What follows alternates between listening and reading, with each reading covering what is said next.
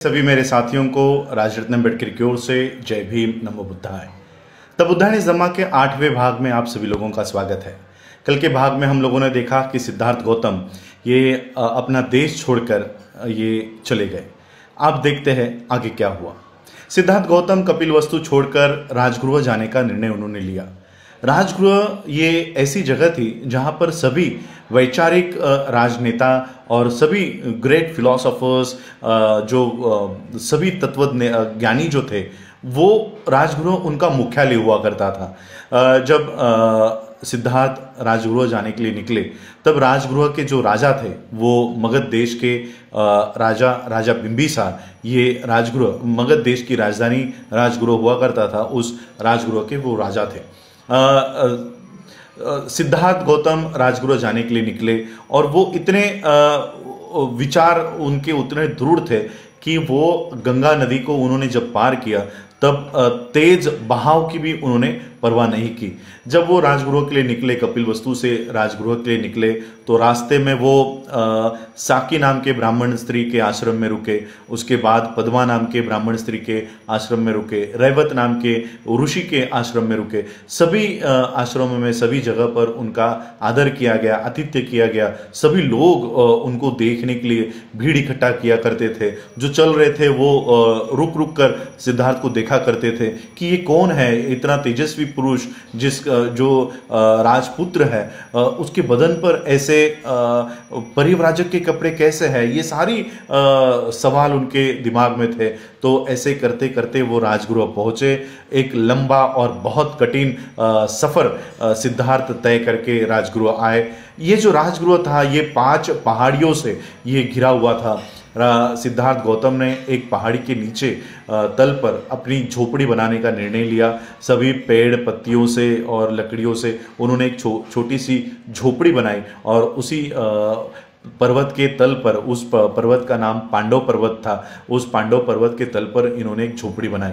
और ये जो सफर था कपिलवस्तु से लेकर राजगृह तक, ये सफर 400 मील का सफर सिद्धार्थ गौतम ने तय किया। 450 मील का मतलब होता है 650 किलोमीटर। 650 किलोमीटर का सफर सिद्धार्थ गौतम ने पैदल ही ये सारा सफर तय किया।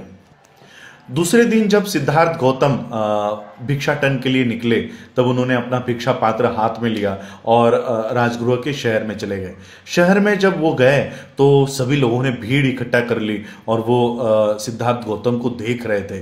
राजा बिंबिसार इन्होंने अपने महल में से देखा कि रास्तों के ऊपर इतनी भीड़ क्यों है, तो अपने दरबारी को उन्होंने बुलाया और पूछा कि ये सारी भीड़ क्यों इकट्ठा हुई है, जाओ जरा बाहर और पता करो। तो ये दरबारी बाहर गया और बाहर जाके उसने देखा और राजा को आकर जवाब दिया। उसने कहा, हे राजन, कि ये वही शाक्य पुत्र है जिसके लिए ब्राह्मणों ने भविष्यवाणी की थी कि ये अगर संसार में रहे तो ये सम्राट बनेंगे, चक्रवर्ती सम्राट बनेंगे, और अगर इन्होंने संसार त्याग किया और ये बाहर चले गए, सन्यासी बन गए, तो ये बुद्ध होंगे। ये वही शक्य पुत्र है जो हमारे राजगृह में ठहरे हुए हैं और ये सभी लोग उनको देखने के लिए भीड़ उन्होंने की है। राजा बिंबिसार को जब ये पता चला तब उन्होंने दरबारी को कहा कि जाओ देखो ये कहाँ जा रहे हैं और उनका पीछा करो और देखो वो कहाँ ठहरे हुए हैं और मुझे आकर बताओ। तो ये दरबारी सिद्धार्थ के पीछे पीछे गया।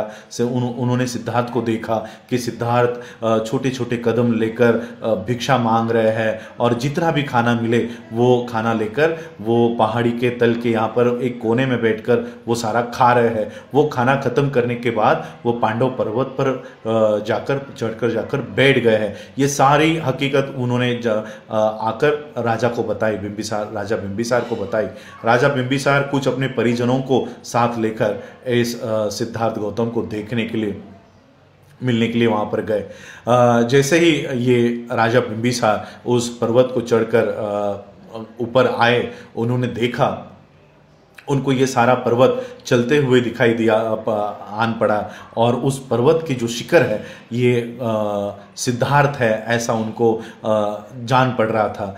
तो वो सिद्धार्थ के समीप गए, नज़दीक गए और सिद्धार्थ से उनके कुशल क्षम के बारे में, उनके कुशलता के बारे में उन्होंने पूछा, उनके शारीरिक मानसिक कुशलता के बारे में पूछा। सिद्धार्थ गौतम ने वो शारीरिक रूप से और मानसिक रूप से कुशल है, ठीक है, ये सारी जानकारी उन्होंने दी। और फिर राजा बिंबिसार ने सिद्धार्थ को बताया कि वो राजा बिंबिसार वो सिद्धार्थ गौतम के वंशानुवंश परिवार के मित्र है और इसलिए वो मित्रता के अधिकार के ऊपर वो सिद्धार्थ से कुछ बात करना चाहते हैं। राजा बिंबिसार ने सिद्धार्थ को बताया कि वो विचलित हो जाते हैं जब वो देखते हैं कि सिद्धार्थ गौतम जो इतना सुंदर है, सौंदर्य से पूर्ण है, यौवन से पूर्ण है और जो एक शालीन कुल के है, उनके बदन पर ऐसे परिव्राजक के कपड़े देखकर उनको दुख होता है और मैत्री के वजह से, करुणा के वजह से वो उनसे विनती कर रहे थे कि आप ये परिव्राजक को त्याग दें और एक राजकुमार जैसा जीवन जिए। जो हाथ शासन करने के लिए योग्य है, वो हाथ इस तरह से भिक्षा मांगने के योग्य नहीं है। जो बदन, जो अंग ये चंदन के योग्य है, उसके उस बदन के ऊपर ऐसे रक्त रंजित कपड़ों से ये जो परिव्राजक का वेश है वो अच्छा नहीं लगता। अगर आपको आपके पिता का राज्य नहीं चाहिए तो मैं अपना राज्य देता हूँ, 1/4 राज्य ले लो और उसके ऊपर राज्य करो। और अगर आपका कुल आपको इसकी अनुमति नहीं देता तो एक काम करो कि आप मेरे सेना में आप भर्ती हो जाओ और सेना के माध्यम से, एक मित्र के माध्यम से आप मेरे साथ राज्य करो। इस तरह के कई सारे विकल्प उन्होंने बताए। उनको सिद्धार्थ को बताया कि धर्म, काम और धन, यह जीवन के 3 उद्देश्य है, इसको प्राप्त करो। जब बुढ़ापा आएगा तब आपका यौवन नहीं होगा और तब ये यौवन किसी काम का नहीं होगा। इसलिए आज जब आप जवान हो तब इस यौवन का, इस सुंदरता का उपयोग करो। जब आप बूढ़े हो जाओगे तब इस धर्म के मार्ग पर चलिए। सिद्धार्थ ने ये सभी बातें सुनी। राजा ने बहुत बातें सिद्धार्थ को अपने प्रवर्जा त्याग करने के माध्यम से कही। उन्होंने कहा कि अगर आपको धर्म ही प्यारा है, धर्म ही आपका उद्देश्य है तो यज्ञ करो। यही आपके वंश की, यही आपके कुल की परंपरा रही है। यज्ञ करके, आहुति देकर, बलि चढ़ाकर ये सारा धर्म आप प्राप्त कर सकते हो। यह परिव्राज्य को आप त्याग करो। सिद्धार्थ सारी बातें सुन रहे थे और शांतिपूर्वक उन्होंने ये सारी बातें सुनी और फिर राजा को उन्होंने जवाब दिया। उन्होंने कहा कि हे राजन, मुझे आपके मैत्री पर थोड़ा भी संदेह नहीं है, थोड़ा भी मुझे शक नहीं है।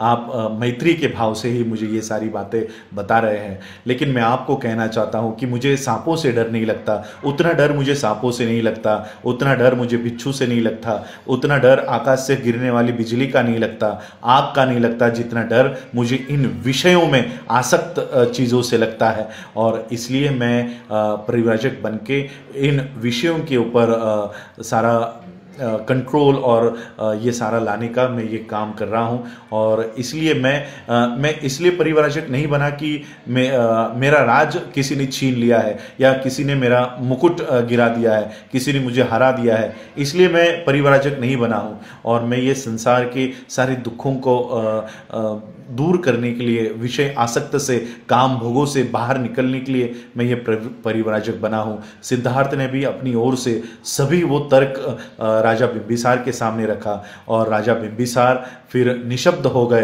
राजा बिंबिसार को पता नहीं चल रहा था कि अब क्या कहे सिद्धार्थ को, क्योंकि सिद्धार्थ उन सारे तर्कों को उन्होंने सामने रखा कि राजा कुछ कह नहीं पा रहे थे।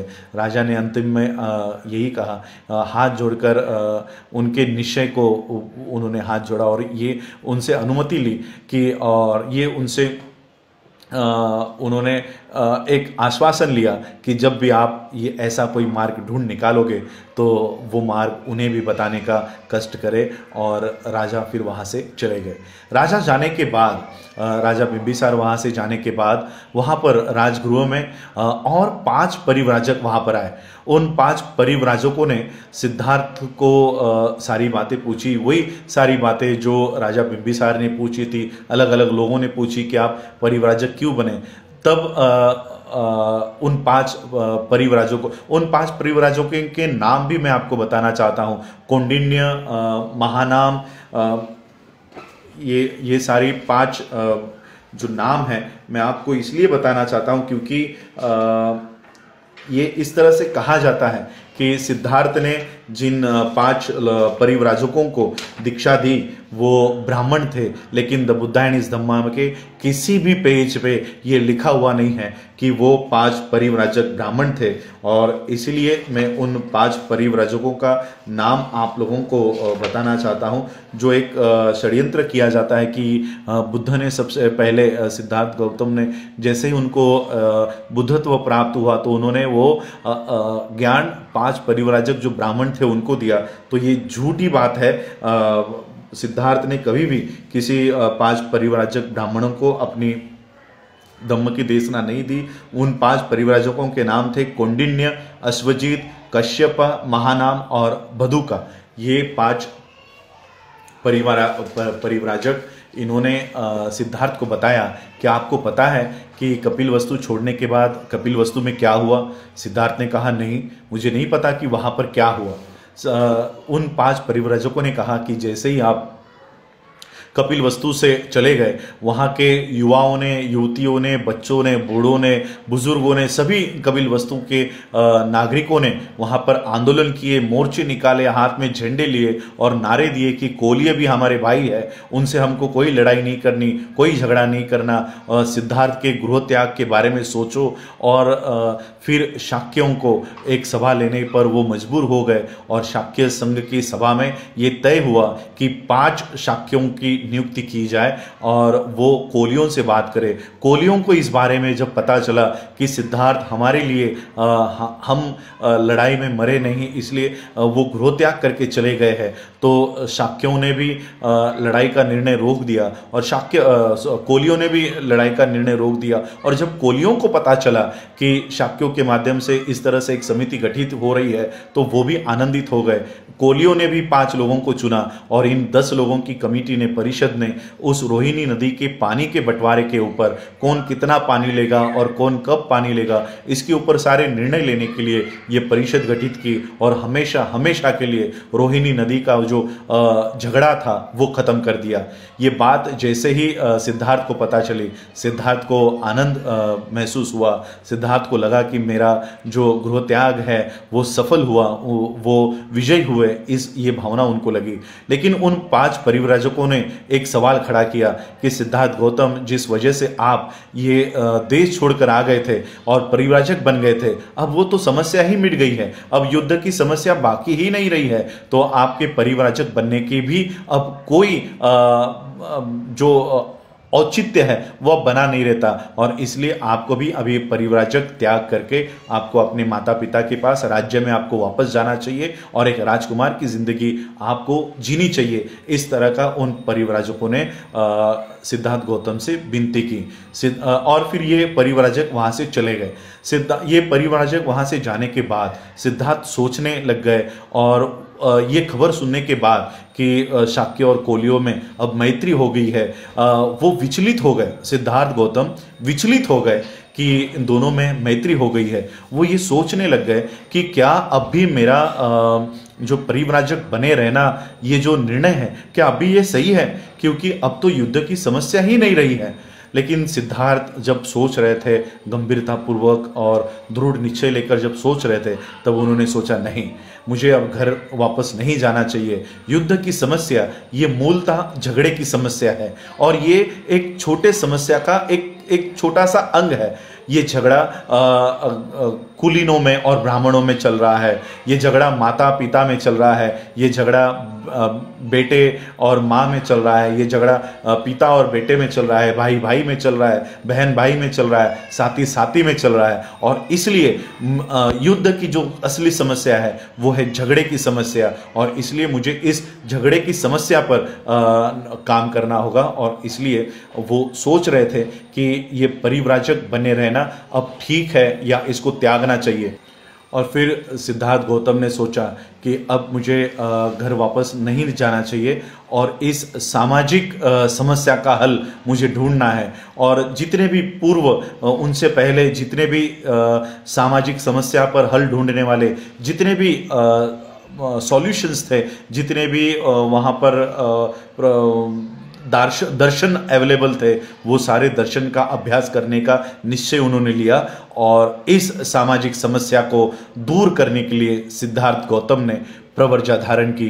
यह है सिद्धार्थ गौतम के प्रवर्जा का असली कारण। उन्होंने ना तो किसी मृतक की लाश को देखकर, किसी बूढ़े को देखकर या रोगी को देखकर प्रवर्जा नहीं ली, ना तो उन्होंने शाक्य और कोलियों में जो रोहिणी नदी से जो झगड़ा, जो युद्ध की समस्या थी, ना तो वो युद्ध की समस्या के लिए उन्होंने प्रवर्जा ली, बल्कि ये प्रवर्जा, ये जो सामाजिक समस्या थी, झगड़े की समस्या, ये ऊंच नीच की समस्या, इस समस्या के ऊपर हल ढूंढने के लिए उन्होंने ये प्रवर्जित रहने का निर्णय लिया। और आगे चलकर उन्होंने इस समस्या का हल ढूंढ निकाला। वो हल क्या है वो हम अगले एपिसोड्स में ढूंढेंगे कि सिद्धार्थ गौतम ने इस सामाजिक समस्या के ऊपर क्या हल निकाला और क्या है सिद्धार्थ गौतम का वो नया आविष्कार। आप लोगों ने मुझे सुना, उसके लिए आभार। जय भीम, जय भारत, जय बुद्ध।